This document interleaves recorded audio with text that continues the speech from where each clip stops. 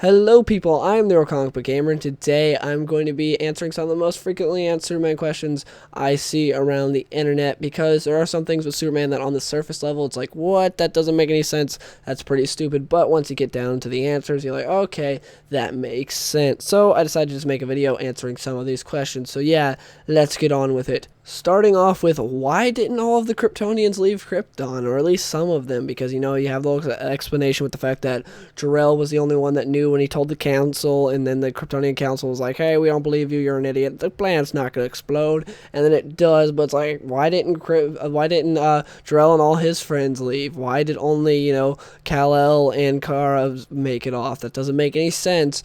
Well, the thing that happened was, well, at least in different comics, there are different explanations for it, but to me, my favorite explanation is in Volume 1 of Superman the Man of Steel, which is written by John Byrne, and as you guys know, if you've seen my Superman videos, I mention him all the time because he had a legendary run on Superman, and it's great, it's one of my favorite runs. But anyways, how he explains it is there was this chain reaction within the core of Krypton, which caused vast pressures to build within the planet's crust. Those unnatural pressures fused the native elements into a new metal, radioactive metal, and what that did was that new radioactive metal is radiation that is killing all of the Kryptonians. And how you may ask, well, like, okay, if it's killing all the Kryptonians, how is Clark fine? Well, Clark was still in his birthing matrix. In this version of Krypton, what happened was the mother and the father would put what they needed into this birthing matrix from each other to make the baby, and so yeah, that's how it happened. He was still in the birthing matrix, so he had not been exposed to this radiation. He was not technically born yet. He was in the birthing matrix, so he was still fine. He was shielded from the radiation to where everyone else on Krypton was like, they were done. This doesn't really give us an explanation for Kara, however, because of the fact that she would have already been born because she's older than Clark, so she should be dead from this explanation. But as far as Superman goes, it does make sense because, everyone else has already been exposed to the radiation on Krypton, so they're dead anyways. They get off the planet, they're already exposed, they're dead, they're poisoned and everything, so they're done for. But Clark has not been born yet, so yeah, hopefully that explains it for you guys if you ever had a question about that. The next question is, why doesn't anyone know Superman and Clark Kent are the same? Well, there's multiple explanations for this. The first one is the fact that not a whole lot of people even think the fact that Superman has a secret identity. Seriously, like, why would you think this guy who's got this perfect life as Superman would ever go to be some normal human, nevertheless some nerd named Clark Kent? Like, well, that doesn't make any sense. Why would you do that when you could be Superman, this guy that's adored by millions, people love, and he's fighting crime and stuff, and he's got, like, this great setup? Why would you do that? Like, that's the way the outlook is from a lot of people, because they see Superman, they're like, oh, he's got this great life, why would he ever go to have a secret identity? It doesn't make any sense. Now, the people that do think he has a secret identity, how that's faked is also you have the whole fact that other people have appeared as Superman, like the Superman's had his robots appear while Clark was there, so it's like, hey, they're not one and the same. And the fact that Clark himself is way different than Superman. Even Jonathan Kent and Martha Kent, his own parents, said he looked way different when he was Clark. What Clark does, at least in John Byrne's run, again mentioning that, what he did was he slicked his hair back, put glasses on, slouched or baggy clothes, adjust the pitch of his voice because he's Superman, so he has complete control over his voice, so he sounds way different, and so that he did all that to make himself completely different from Superman, to where Superman is this real big dapper guy that's like, he's very smooth, where Clark's kind of a bit more bumbling, not like a complete fool like you'll see in some of the movies, but he's not this exactly smooth guy like Superman is. And also New 52 did it well, at least for like the beginning of Action Comics. The artist did a really good job, to where Superman, he had his hair and everything all cleaned up, he looked like a clean dapper guy, to where Clark looked like this nerd. He had like bangs and everything, he looked way different. Like, legitimately in Action Comics, I saw him, I was like, okay, that guy looks different from Superman. And then, of course, if you know him and you see how they act, you see if they act differently and stuff. So yeah, that's explained there for why Clark and Superman are different. But then there's also the question of Lex Luthor, the smartest guy in the DC universe. He's Superman's main nemesis. How does he not know Clark and Superman are one and the same? They interact all the time. Well, actually, he sort of did in John Byrne's run again. What happened was he made this machine that would tell him the secret identity of Superman, because with this algorithms and stuff, a lot of complicated stuff. But anyways, is able to figure out that Clark Kent was Superman. He's like, no, this machine's broken. No way would this guy who's extremely, like, handsome and everything, got everything he wants, and gets, like, basically whatever, would go and be as humble as Clark Kent, would go and, like, to the human dredges, would sink down to our level, have an actual job, have to work for stuff. No way would this guy do that. He's way too high and mighty to sink down to the humans levels.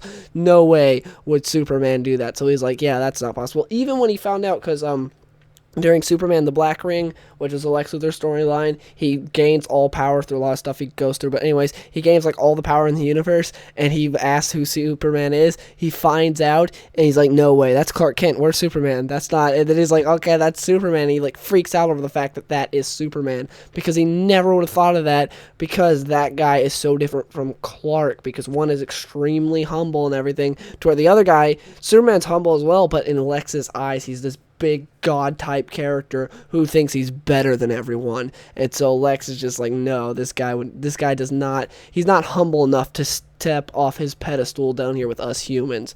And that kind of leads into another question, which is, why does Lex Luthor hate Superman? Because basically as soon as he shows up, he pretty much hates Superman, and some people do ask why he hates him. Not everyone knows. In some iterations, it's the fact that Superman caused this accident to where he goes bald, because, like, Lex had this experiment, and Superman tried to help him by putting out, like, the fire and stuff, and in the end, Lex ended up bald. Not going to go too far into that. But in others, it's the fact that Lex Luthor is a self-made man. He did not get his riches from his parents. He worked for everything in his life. Again, in Superman the Black Ring, which is a great storyline, they do a really great origin for Lex Luthor, and you really see all the crap he went through to get to the top. He did a lot of stuff, like even training under Ra's al Ghul, going to Apocalypse, escaping from Darkseid. He went through a lot of stuff to get to where he is, and he worked so hard. And then this guy steps in day one of Metropolis. He gets the front pages of all the biggest newspapers. Lois Lane's in love with him.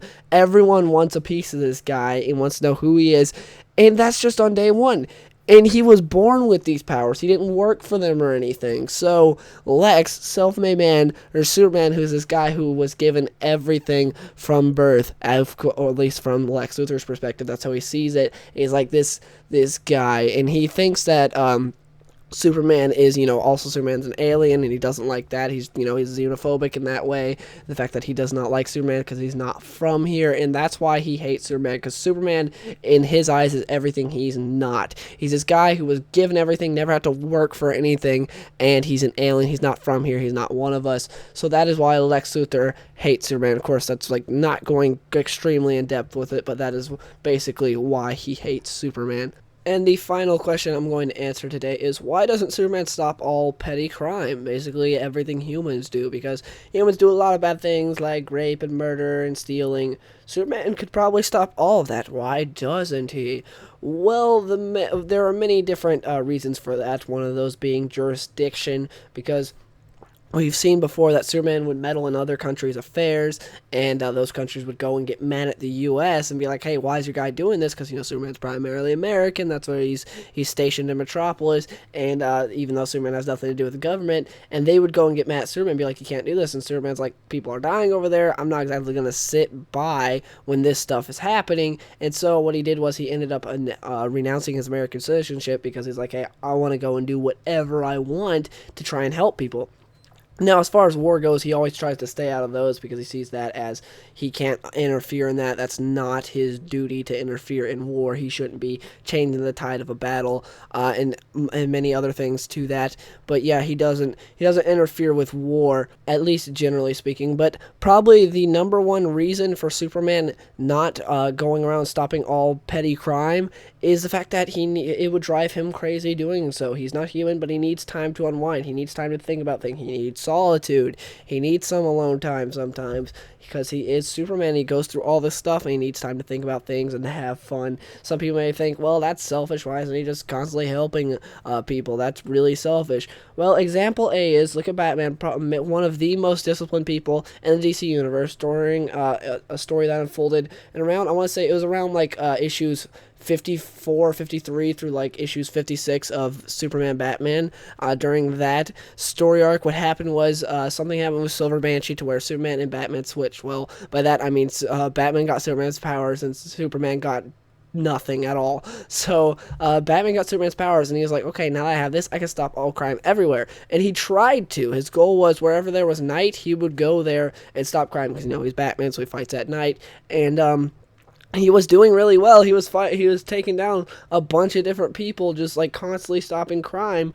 But it ended up driving him completely crazy. He almost killed Bane when he fought him. He punched a hole straight through his stomach. In fact, Nightwing said if it weren't for the venom, he would have killed him. And then Nightwing goes to stop him because he's going completely insane, and he almost kills Nightwing. He almost killed Catwoman as well. He hurts a lot of people, and then he takes on the Justice League, and it's not till Superman's able to set up a trap to get his powers back that Batman goes back to normal. It's because Batman went completely insane trying to stop all crime, because people can't handle that pressure. It just does not work, just constantly doing that. You need rest.